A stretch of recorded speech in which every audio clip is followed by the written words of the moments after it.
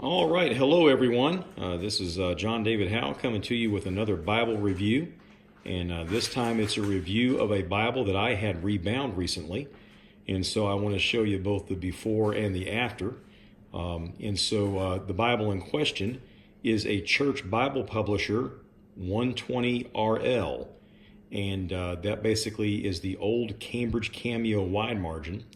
And so what I did is I purchased this Bible from the Church Bible Publisher's webpage, and then I shipped it off to Norris Bookbinding in Greenwood, Mississippi, and had the Bible rebound. And when I had it rebound, I had it interleaved. In other words, I had a blank piece of paper placed between each Bible page for note-taking purposes. And so on the right here, we see the original cover. When Norris was done, they sent this back to me. But on the spine, you can see Holy Bible, red letter, authorized King James, and then the Church Bible Publisher stamp at the bottom. So that's the original cover. When you open this up on the inside, you can see the original ribbon markers and so forth. This Bible came with 2 black ribbon markers and so forth. And so this Bible was $78. I believe it was $65 plus $13 shipping from the Church Bible Publisher's website. And so once again, if you're familiar with the old Cambridge Cameo wide margin, that's what this Bible is. And so here is the finished product that I got back from Norris. And as you can see, the Bible is now quite a bit bulkier, quite a bit thicker, and that's because of the interleaf process. And so certainly, let me put these side by side here. There's no pages there anymore, but that gives you somewhat of a size comparison as far as before and after. And so when you look at the Bible now, on the front here, we see Holy Bible as far as the stamping on the front cover. As I come in a little bit closer, hopefully you can see the pebbly grain of the leather. If you look on the back, this says genuine leather. And so I asked them for the thickest leather that they have, and they did not disappoint. This is the thickest leather I've ever seen on a Bible before. And so I'm not sure how that comes across here as far as on camera. But I did ask them also to put a leather liner on the inside. And so the inside liner is leather as well. And if I zoom in here a little bit, I think you can maybe see some of the pebbly grain of the leather liner on the inside as well. And so that's from the back. We flip it over here on the front, and we see once again that pebbly texture to the liner. This is the information for Norris Bookbinding. And so if anyone out there is interested in having a Bible of their own done, this is how you can contact them and get some information from them. And so once again, coming back to the front of the Bible here, we turn it around here and look at the spine. I asked them to do some raised hubs. And as you can see, they did that. And boy, they really did a great job. Really, really pleased with how these hubs turned out. They feel very, very awesome in the hand. I had them stamp Holy Bible on the spine here, and then AV 1611. Of course, the AV 1611 is the King James Bible. AV for Authorized Version, 1611 for the year that the King James Bible was first published. And then instead of putting my name on the bottom right corner, which is typical for most Bibles, I had them put it at the bottom of the spine, typically where the publisher would go, whether it's Oxford or Cambridge or Thomas Nelson or whoever the publisher might happen to be. I decided to put my last name there instead of on the front. And so that's how the Bible looks on the outside. Really love how it turned out as far as its outside appearance. As I said, the original came with black ribbon markers, but I've always thought that black and red look really well together. And so I had them go ahead and put red ribbon markers. And the ribbon markers are really, really nice. They're super long. They're very velvety, and definitely like those ribbon markers. Now, the original Bible from church had gold art gilding with red underneath. And so after Norris inserted the blank pages in and restitched everything back together, they had to sand the Bible down to make the pages flush. You can see where they rounded the corners and so forth on both ends here. And so afterwards, that left a white look to it. And so they did not put art gilding back on there. I didn't ask them to. And I kind of like it like this. The only downside, of course, is over time, white shows dust and dirt and so forth. I'm sure this will probably get dirty over time. But the art gilding was on the original, but it's not on the finished product here. And so as we open the Bible up, once again on the inside here, you can see this leather liner. And once again, this pebbly grain, it just feels really, really nice. I've never seen a Bible like that before that had that type of leather liner. And so they did a great job. This cardstock page that the liner is attached to, it is just so thick, so thick. And then you've got these white cardstock pages in the front. These came with the Bible as far as from church, and so this is not something that Norris added. And of course, you can use these pages for taking notes and so forth.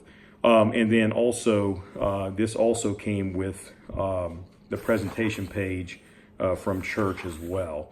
And so these were not added by Norris. These were all part of the original package that I got from church.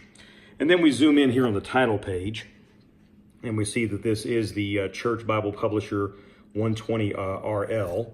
And so the typical title page that you see in any Church Bible Publisher Bible. As we turn the page here again, we see that this is where the interleaf starts. And so right after the title page is a blank page that Norris inserted. And then afterwards we have the Epistle Dedicatory, written to King James by Dr. Miles Smith, one of the King James translators. Then we have another interleaf page, and then we have the title page, or not the title page, I'm sorry, the index as far as the books. And then we have another interleaf page, and then we have Genesis chapter 1. What's interesting about this is most church Bible publisher editions have the translator to the reader.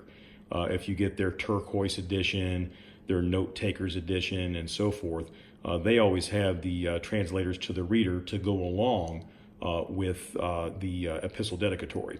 For some reason, the 120 RL does not have the translators to the reader, so this is missing that. And so there's Genesis chapter 1. As you can see, the Church Bible Publisher RL120 has 1-inch margins all the way around the text. The old Cameo wide margin had wide margins around the outside, and then the inside gutter did not have a wide margin. Therefore, you would not be able to interleaf the old Cambridge Cameo. You've got to have wide margins on that inside gutter to account for the blank pages that you're going to place in between. And so then as we just get into the Bible here, you start seeing what it looks like as far as having the blank pages throughout. And this really is a note-taker's Bible dream as far as having all of this additional space to write in. And so it's really, really nice. Here recently, around Christmas time, I preached from Luke chapter 2, and I preached a message called The Miracle in the Manger. And there's the sermon outline from that. And I used a Micron Sakura pen as far as taking those notes. And as you can see here, when I flip the page over here, there's minimal ghosting. You can see somewhat, but it certainly did not bleed through the page. But the paper is thin enough that you can see it somewhat. And then, so basically the benefit of an interleaf Bible is here is my text in Luke chapter 2, and then here are the sermon notes right across from that text. And so no additional notebook is needed, no iPad is needed. The sermon notes are right there with you. And so basically, as I begin to put my sermons into this Bible, everywhere this Bible goes, my sermons go as well. And so if you ever find yourself somewhere and you're kind of put on the spot to preach without much notice and so forth, you've got your sermons with you. And so that way there's more of an arsenal to choose from. Last night I preached from John chapter 6, and I preached on the devil in disguise with regards to Judas Iscariot. And so let me show you how that outline turned out over here. And so there's the outline for that. And then, of course, the text is right there. Jesus answered, "Have not I chosen you 12, and one of you is a devil?" And so that was the subject of the message. And so there's the outline that goes with that. So my primary purpose in having this Bible interleaved is to put sermon outlines like this in there to make this my main preaching Bible. But you can certainly do other things with it as well. Like right now in Sunday school, I'm teaching the book of Romans verse by verse. And let me come to Romans chapter 6. That's where we are right now. And so here are some of the notes from Romans chapter 6 as far as this past Sunday's Sunday school. And so these blank pages are great for either sermon outlines or for Sunday school notes or just for your own journaling. Some people like to journal in the Bible, make devotional comments and things like that. This Bible works well for either one. And then, of course, you still have the wide margins. And in the wide margins, you can still record notes as well. And like I said, the RL 120, it has 1-inch margins all the way around the Bible text. And so it's a really good note-taking Bible. And so there you go. That's the RL 120 from Church Bible Publishers, fully interleaved by Norris Bookbinding. Like I said, the Bible from Church Bible Publishers was $65 plus $13 shipping, and then Norris charged me $293 to have an interleaved. And so now, of course, that includes the return shipping. And of course, in the back, in addition to the extra note pages that came with the Bible, I had Norris go ahead and put, 20 or 30. I can't remember if I told him 20, 30, or 50, but probably like 20, I guess, to go ahead and put some extra pages in the back as well. Now, the RL 120 does not come with a concordance, and so you won't see a concordance. It does come with some nice color maps, and then, of course, there's more of this cardstock paper in the back as far as that goes. And so there you have it. And so I know it probably looks big, probably looks bulky. I just want to say that it feels really nice in the hand. It's not as heavy as what you might think. For comparison, I've got an old Cambridge Concord wide margin that is interleaved. And by comparison, as you can see, the one I just had done is smaller. And it's also not quite as thick. And so the old Cambridge Concord wide margin is definitely thicker and bigger and bulkier. And so this would be a much heavier Bible to carry around. I've had this for about 20 years. This was given to me as a gift by a fellow that I went to Bible Institute with. And as you can see, there's lots of room to make notes. What's kind of nice about this one is it actually has lined paper. And so the paper is lined. And so that definitely makes things a little easier as far as taking notes and so forth.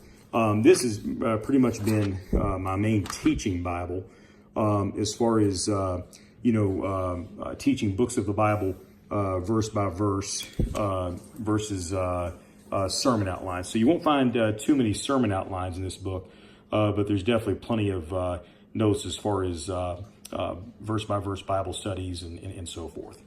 And so I hope that gives you some ideas as far as some things that you might do with your Bible.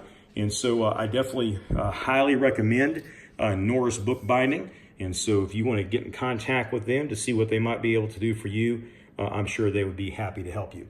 But thanks for tuning in. I hope the video has been a blessing to you. And we'll look forward to being with you again here soon. Thanks for tuning in. Bye.